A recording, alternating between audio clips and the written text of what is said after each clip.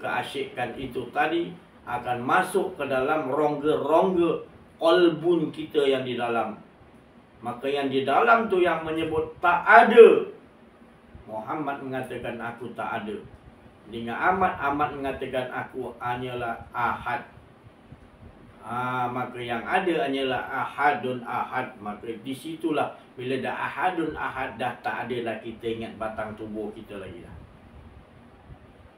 Sebenar-benarnya semuanya dia yang kita melihat dengan penglihatan dia. Kita gunakan kudrat dia. Itu semua dah tak ada kita dah. Dileburkan oleh Allah Subhanahu Wa Taala. Adakah kita dah kenal Allah sampai ke situ? Ataupun kita akan pelekehkan orang yang mengatakan, kita menghina orang-orang yang mengatakan di jalan yang benar ini, kita kata mereka ni tak betul, mereka ni sesat. Jangan panggil dia mengajar sini. Jangan. Yang berkata itu adalah ulama. Yang berkata itu adalah ulama su'. Kalau dia betul ulama Rabbani, dicintai oleh Allah, maka dia kenal diri, kenal Allah, dia akan panggil kita buat talk. Tapi ternyata dia sendiri tak faham. Dan dia tak dengar lagi apa cerita yang kita nak sampaikan. Dia rasa ilmu dia dah cukup benar. Padahal ilmunya tu sekadar ilmu yang membawa kepada tidak manfaat. Sebab selagi kita tak kenal diri, tak kenal Allah, ilmu yang bertambah banyak kepada kita akan bawa jadi kesombongan. Ini bukan saya cakap, tapi Allah sendiri bagi tahu. Allah tak suruh pun Nabi Muhammad SAW bersandar pada ilmu. Cuma Allah bagi ilmu, Allah suruh bagi ilmu, Allah bagi ilmu, tetapi Allah kata jangan sandar pada ilmu. Sandar kepada Allah. Kerana keputusan ilmu tu di tangan Allah, bukan di tangan ilmu, tapi di tangan Allah. Hikmah. Quran tu dia letak hikmah. Jangan sampai kita baca, kita tak menghadirkan Allah Subhanahu Wa Taala sifat ihsan. Apa yang kita nak hadirkan, kita tidak ada ya Allah, yang ada ni Engkau. Baru kita nampak Allah yang ada. Tapi kalau kita rasa ada keakuan diri, kita takkan nampak Allah Subhanahu Wa Taala. Dan kita tidak akan yakin bahawa kita dapat melihat Allah. Tapi bila kita nafikan tak ada kita, maka kita melihat dengan penglihatan Allah. Baru kita akan nampak Allah. Dia tidak di depan kita, di belakang kita. Dia tidak di mana, tapi dia meliputi, dia berada di mana pun. Dia sentiasa lebih dekat daripada diri kita sendiri. Hingga kan kita nak berkata-kata ni pun, dia yang mengajarkan kepada kita. Inilah maknanya yang kita risaukan sekarang ini adalah pengajaran ataupun pelajaran dalam situasi, dalam keadaan di mana pelajar-pelajar umur darjah 1 naik darjah 2, ilmu pengenalan tentang diri, tentang Allah itu tidak diamalkan. Sebab tak dimasukkan dalam sukatan pelajaran. Sebab sukatan pelajaran kita adalah di belakang pelajaran Malaysia ni, menteri pelajaran belakang tu adalah Yahudi. Jadi anak-anak kita bertumbuh betul sampai dapat sijil paling tinggi PhD, tapi jahil dengan Allah Subhanahu Wa Taala. Itulah matlamat orang Yahudi berjaya membawa kita ke lubang biawak. Hingga kita mengatakan dia bawa lubang biawak tu, dia bagi makan, kita rasa selesa. Ya Allah, malangnya nasib kita. Ya, lepas tu kita tertidur, kita rasa kita tunggu Imam Mahdi lah. Kita tertipu kita. Imam Mahdi tak payah tunggu. Kita ni kena bersedia untuk menerima petunjuk Allah dan cari betul-betul, hendakkan petunjuk Allah, dan betul-betul kita yakin kita dah dapat petunjuk Allah. Itu kita jadikan diri kita sendiri Imam Mahdi kecil. Kita dapat petunjuk hidayah Allah dan dapat mengajak manusia mengesakan Allah. Itu. Jadikan diri kita tu tadi Mahdi dulu. Jadikan kita tu tadi Muhammad tu tadi. Baru boleh layak kita untuk sampai mengesakan Allah. Sampai kita tak kenal Muhammad yang dalam diri kita tadi, macam mana kenderaan untuk solat tu Mi'raj? Macam mana nak solat kita sampai Mi'raj? Sedang ada Rasulullah mengatakan, solatlah kamu seperti kamu lihat. Rasulullah kalau solat memang mi'raj lah. Di luar solat pun sentiasa dengan Allah. Mi'raj tu sampai pada Allah, yakin bahawa kita sentiasa dengan Allah hingga lebur keakuan diri. Itulah khusyuk wa tawa.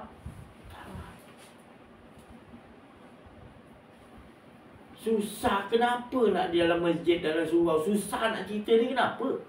Apa masalah dia? Apa masalah dia daripada dulu? Kenapa masalah dia? Jangan kita jolok iblis, jangan jolok Yahudi, jangan jolok. Jolok diri kita sendiri. Kenapa? Sebab kita sendiri tak faham. Kalau kita faham, kita akan masukkan daripada anak kita kecil. Kita didik anak kita untuk kenal diri, kenal Allah SWT.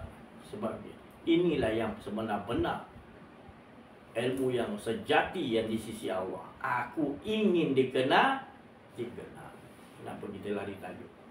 Siapa yang kita nak bagi tahu untuk bagi tahu anak kita supaya anak kita kenal diri, kenal Allah? Siapa? Kita nak suruh ulama-ulama, ustaz-ustaz yang sekarang ni. Minta maaf saya cakap. Susah lah. Kan kita percaya ke? Kita hantar sekolah-sekolah anak kita ni boleh kenal diri, kenal Allah? Boleh? Penipu kita ni. Kita hantar anak untuk dapat sijil, untuk penipu. Itu pun dah salah niat kita dah. Niat kita dah salah dah. Niat tu dia tanpa huruf, tanpa perkataan, dah jadi lafaz niat. Kita tak faham niat. Niat ni kalau kita misalkan, saya ni nak misal kata apa ni, nak cium bini pun, niat kena niat dulu kerana Allah. Ada rasa kerana Allah, cinta kerana Allah, cinta Allah dulu. Mana kita tahu Allah yang suruh. Begitu. Tu niat tu. Tu niatnya saya cakap. Saya dah kupas habis. Tak faham lagi niat, dah tahu. Jadi kita sebelum dia bagi rasa ciumlah isteri, kita dengar Allah yang suruh. Allah yang suruh tu niat. Tanpa huruf, tanpa perkataan. Dia berbentuk rasa tadi. Ini tak, kita rasa kita pula nak cium. Salah. Kita yang nak solat. Padahal dia yang anzala ala abdihil kitabah walam yaj'alahu. Itu pasal rosak kita. Sebab kita tak mengetahui yang Allah daripada dalam tu, yang datang tu, kita tauhidkan tu, baru kita pergi. Allah kata, cium isteri kau. Ya Allah, kau yang suruh. Itu. Ya Allah, kau yang bangun aku tengah malam. Engkau yang suruh aku asyik dengan kau. Ya Allah, engkau lah asyik. Begitu. Tu niat. Dinamakan niat tanpa huruf, tanpa perkataan. Yang kau sebut tu lafaz niat. Jauh beza. Tu lafaz. Tu belajar tadika lafaz. Usolli tu lafaz untuk nak pengakuan diri. Bahaya tu. Sedangkan niat tu tadi bukan engkau. Dia yang mempunyai niat. Nak suruh kau bangun tengah malam, nak ke sini.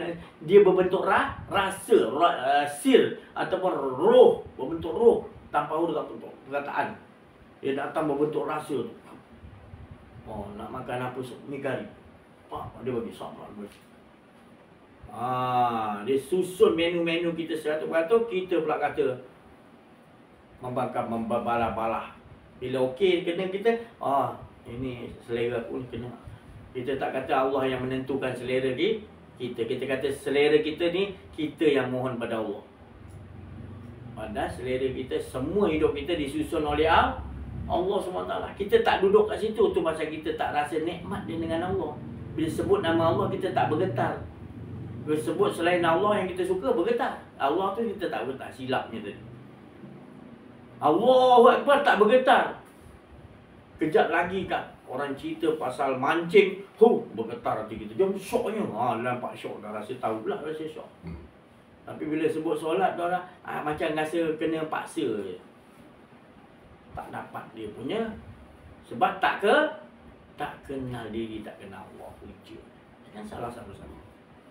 Belajar kenal diri, kenal Allah ni harus salah diri sendiri. Jadi saya ni minta maaf banyak-banyak. Saya cakap ni semua kepada semua ulama. Maknanya bukan dalam kawasan dunia sinilah senang kita.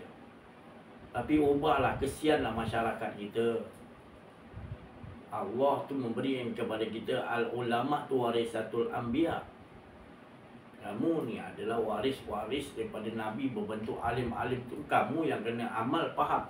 Dan ilmu yang paling nombor satu untuk Allah Ta'ala bagi tahu pada Nabi adalah kenal kepada aku. Kenapa tak ada sijil mengenal diri, mengenal Allah? Tak ada lagi. Oh tak boleh, ni kita kena sembunyi-sembunyi lah. Sembunyi-sembunyi ni tadi yang dia kata. Siapa yang kata sembunyi-sembunyi ni? Ilmu orang-orang Yahudi terang-terang. Ilmu yang sejati yang Allah Ta'ala suka, sembunyi-sembunyi pula. Ini yang jadi kerosakan umat Islam sekarang, ya. Kita mengajar kepada masyarakat kita, kita tak tahu masyarakat kita tentang jahil tentang Allah. Kita cerita masukkan lagi ilmu banyak-banyak dalam dia, supaya naik lagi keakuan dia. Kita tak ajak kau saya buang keakuan diri, buang keakuan diri, supaya ilmu yang ada itu tadi akan memberi keuntungan. Sebab kita buat sesuatu tu kerana Allah lah dahulu. Ini tidak imbalan. Seimbalan. Berapa? Ya Allah. Cukup ke tu? Tak cukup juga. Tak puas juga. Yang betul-betul puas adalah kita benar-benar ikhlas dan fana, betul-betul kenal diri, kenal Allah. Itu amalan orang-orang, para rasul, para nabi, wali Allah. Puas kehidupan dia. Walau kena macam-macam ujian, lebih teruk daripada kita kena ujian, tetap dia merasa engkau lebih mustahak, engkau lebih seronok. Engkau tadi, ya Allah, kalau ku kena ni aku ujian yang berat, engkau tak ada tu lebih malang nasibku, ya Allah. Gitu orang yang dah kenal Allah, kenal diri. Selalu dia rasakan bahagia hanya dengan Allah. Tapi kalau rasa ada keakuan diri dia tak bahagia, tak tentu Allah, dia risau dia. Allah, dia silap ni. Dia cari jalik bayi hilang, panakkan balik cepat. Itu orang tanda dah kenal diri, kenal Allah. Dia jaga situ je. Dia jaga situ je. Ilmu-ilmu lain akan datang kepada dia. Bukan dia tak pergi belajar. Maknanya dia belajar, maknanya ilmu tu akan Allah akan beri faham dengan ilmu yang dia belajarkan. Sebab bila dia dah kenal diri, kenal Allah yang mengajarkan bagi faham segala ilmu tu. Selama ni kalau dia tak kenal diri, tak kenal Allah, dia tak faham. Dia baca Quran hari-hari 30 juzuk pun dia tak faham. Dia tak rasakan dia baca tu di hadapan Allah. Dan sesungguhnya kalam yang sebut tu bukan kalam dia, kalam Allah. Tapi dia rasakan dia yang belajar, dia yang baca. Itu yang jadi kita tak berasa kemanisan betul-betul dengan Allah. Bertaubatlah, kembalilah. Buang keakuan diri. Kalau tak tahu, pergi jumpa guru mursyid, pergi cari banyak. Mohon kepada Allah. Kita dah tertipu ni dengan bacaan-bacaan yang banyak, tetapi Allah bukan nak pandang bacaan banyak, tapi Allah nak tengok isi dalam tu tadi. Kau kenal aku ke tidak? Kalau kau kenal aku, alhamdulillah. Tak ada dalam diri kau melainkan Allah Subhanahu Wa Taala. Itu Allah nak lihat. Sentiasa hadir diri kau tak ada, sentiasa kau hadirkan yang adanya Allah Subhanahu Wa Taala. Semua kau nampak tak nampak lain. Buta kau segala sesuatu. Yang kau nampak hanyalah pencipta segala sesuatu. Kau bawa dalam kehidupan manisnya kehidupan kau. Kau nampak semua makhluk tak ada kuasa. Engkau pun tak ada kuasa. Yang kau nampak hanyalah kuasa Allah yang menggerakkan sesuatu itu yang diam. Semua kita matahari, semua kita nampak adalah siapa yang menjadikan matahari. Bahagia manisnya hidup, kita berada di dalam landasan itu. Sayyidina Ali kata bila kita dah duduk landasan yang benar itu, jaga jangan terkeluar lagi dalam dia. Jaga tu je. Minta pada Allah. Itu adalah satu laluan yang sangat licin. Banyak yang tergelincir. Maka itu mohon kepada Allah. Seperti yang kita lalu ni adalah seperti telur di hujung tanduk. Bila-bila dia boleh rebah. Telur di hujung tanduk boleh tak? Boleh dia berdiri? Tak boleh. Hanya pertolongan Allah kita harapkan 100% yang boleh berdiri kita di atas tu. Tak ada daya upaya kita. Telur tu nak tak nak jatuh di hujung tanduk. Pasti jatuh, tapi kita harapkan betul-betul hanya Engkau, aku yakin ya Allah yang boleh memberikan hati kita sentiasa dengan Allah. InsyaAllah saya rasa cukup sampai situ dulu. Saya minta pencerahan daripada saya.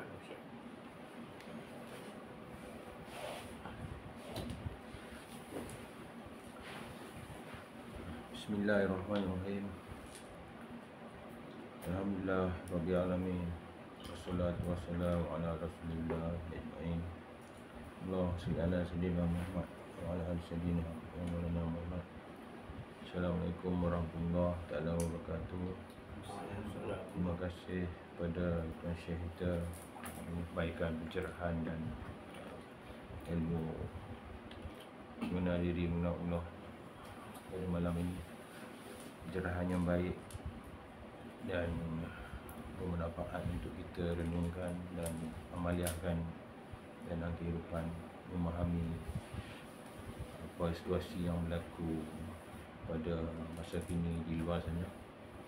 Dan saya pasti antara kita pun memang kata orang memahami, realize keadaan yang berlaku sekarang ni, bila mana saya sendiri di Subang Jaya ni pun beberapa ketika terperangkap dalam keadaan yang macam tu. Dan Allah tunjukkan juga satu ketika tu bila mana solat Jumaat hadir, dan apabila imam selesai baca surah Al-Fatihah itu, Allah membukakan pendengaran supaya kita dapat mendengar. Apabila habis je surah Al-Fatihah tu, sambutan amin tu macam Allah tunjukkan berapa kerat saja yang menyambut seruan amin tu. Saya sangat sedih dengan keadaan tu. Maknanya banyak sangat orang yang masih fawailul lil musallin, lalai dalam solat. Dalam solat tu sendiri kita boleh tahu tak ada sahutan untuk amin. Dan Allah memperlihatkan saya situasi tu di 2-3 tempat di masjid. Tapi kita berharap agar Allah memberi rahmat di tempat-tempat yang begitulah, supaya lebih orang kata apa, menaikkan semangat. Sebab daripada situ kita boleh nampak ada something yang tak benar di satu kawasan tu, insya-Allah. Berbalik kepada ilmu mengenal diri, mengenal Allah ni, ya Allah, banyak juga yang Allah telah bukakan untuk kita. Lebih lagi bila mana kita bertekad untuk menghilangkan keakuan diri, semakin banyak kita nak buang keakuan diri tu, dugaan tu semakin banyak sebenarnya. Semakin banyak datang untuk menguji kita. Menguji kita di mana kita punya pendirian kita. Sebagai contoh, saya di rumah pun macam tu, sebagaimana yang Syekh kita terangkan, banyak ulama-ulama yang katakan bagi saya ulama selebriti lah, yang terkenal. Dia telah mempengaruhi pemikiran orang-orang yang selalu bersama dengan handphone. Contohnya dia pegang TikTok ke Instagram ke apa, dia orang ni akan ambil ilmu separuh-separuh, kemudian berpegang pada ilmu tu. Maksudnya dia punya keakuan diri, keinginan hawa nafsu dia yang mana kena dengan dia akan simpan, dia akan share dengan orang dia. Tapi benda yang tak kena dengan dia tak tunjuk. Dan benda-benda yang dia tunjuk dekat kita tu datang daripada percakapan alim ulama yang saya kata tadi tu, ulama suh, ulama yang taraf selebriti ni. Jadi benda-benda tu jadi satu cabaran bagi kita untuk memahamkan dia orang semula apa sebenarnya maksud yang sebenarnya, maksud yang hak tentang apa yang kita belajar mengenai diri, mengenai Allah ni. Sebab memang banyak perkara-perkara yang bertentangan dengan kefahaman kita bermain di media sosial tu. Dan itu satu cabaran untuk kita counter balik, serang balik dia orang, mempertahankan bahawa pendirian mereka tu tak betul. Sebab dia orang ambil separuh, ambil sesuatu konten tu berdasarkan keinginan hawa nafsu. Mana keakuan diri mereka kena dengan dia orang akan ambil benda tu. Sebab sekarang ni boleh edit, boleh apa. Itu satu cabaran bagi kita yang memegang konsep ataupun kita belajar tentang kenal diri, kenal Allah ni, kita tak ada. Dan pada mereka-mereka di luar tu, konsep ni langsung dia orang tak terima. Dan itulah bagaimana yang Syekh kita kata tadi, mereka memandang kita jauh memandang rendah dan melihat daripada jauh, tak nak mendekati kita. Jadi kita berdoa lah rasa agar Allah membukakan hati-hati mereka supaya dapat bersama dengan kita. Kita sayang dengan diorang sebab kita tahu diorang ni dah tersesat dan tersalah langkah. Tapi oleh kerana keegoan dan rasa keakuan diri yang terlalu tinggi itulah yang penyebab utama mereka ni agak sukar untuk kembali kepada kita. Sebenarnya kita nak terima mereka bila-bila masa, tapi mudah-mudahan Allah bukakan hati mereka lah untuk kembali kepada kita. Itu saja yang dapat saya kongsikan. Mudah-mudahan rakan-rakan pendengar YouTube dapat memahami dan diberi kefahaman di sisi Allah tentang apa yang saya cuba nyatakan dalam komen saya. Wabillahi taufiq wa hidayah. Assalamualaikum warahmatullahi wabarakatuh.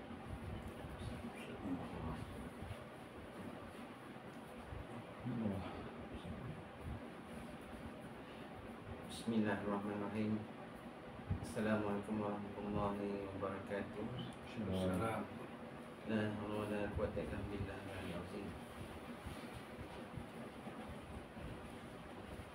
Ada banyak yang boleh saya kongsikan, namun saya sangat bersyukur kerana dapat berada dalam majlis yang agung yang menyedarkan kita betapa lemahnya kita ni, betapa tak berupayanya kita ni,